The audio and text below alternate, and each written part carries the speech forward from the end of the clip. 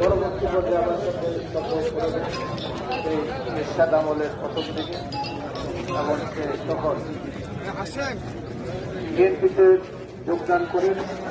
পরবর্তী পর্যায়ে যখন 18 সাল প্রেসিডেন্ট বেগম মঞ্জুর তখন সোনামুড়ি উপজেলা হয় না কি হয়, আর অ্যাডভোকেট রোহিত সাহেব সেক্রেটারি সে এখানে যোগদান করে। পরবর্তী পর্যায়ে এই সোনামুড়ি যে রাজনৈতিক উপজেলা হয় এখানে 18 সাল প্রেসিডেন্ট হন। আর এই থানা উপজেলা হয়নি, থানা হয়েছে 18 সাল আনকন্টেস্টেড প্রেসিডেন্ট হন। মালিক এবং কামাল দুজনের সেক্রেটারি করতেন, দুজনের স্থায়ী হয়ে যায়। একটিমাত্র কারণে আনারুল কামাল একজন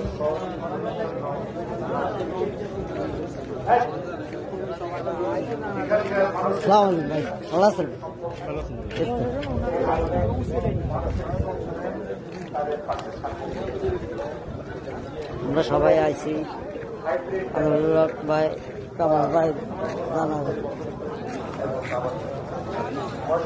টাকাও আছে, লাইন চলে গেছে বাজার বিক্রি।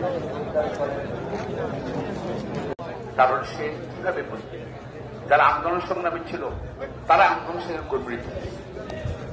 আমি মনে করি তার কষ্টটা তার কান্নাটা আমার লাগছে, খুবই হৃদয় লাগছে। তো আমি আজকে শুধু সে উপজেলা চেয়ারম্যান ছিল, অনেকে বলছে যে বছরে তোমাকে যেন অনেক টাকার মালিক।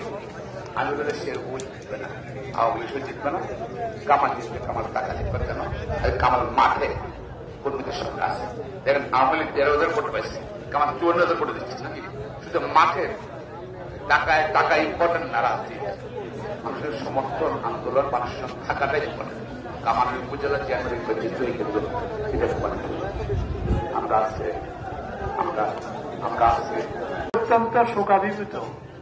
আমি ব্যক্তিগতভাবে খুব শোকাভিভূত, যেহেতু এই বৃহত্তর বেগমগঞ্জ সোনামণিসা বেগমগঞ্জ, এই বেগমগঞ্জের 26 ইউনিয়ন এবং পৌরসভা সহ এই থানার অ্যাডভোকেট আতাউর রহমান সাহেব প্রেসিডেন্ট ছিলেন, আমি সেক্রেটারি ছিলাম। তখন থেকে আমি আনারুল কামাল সাহেবকে চিনি।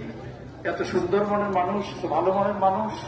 দ্বিতীয়টা রাজনৈতিক অঙ্গনে আমাদের এই ধরনের নেতা কর্মী সহনশীল পাওয়া যাবে কিনা সন্দেহ। অ্যাডভোকেট আমি যখন উপজেলা চেয়ারম্যান একই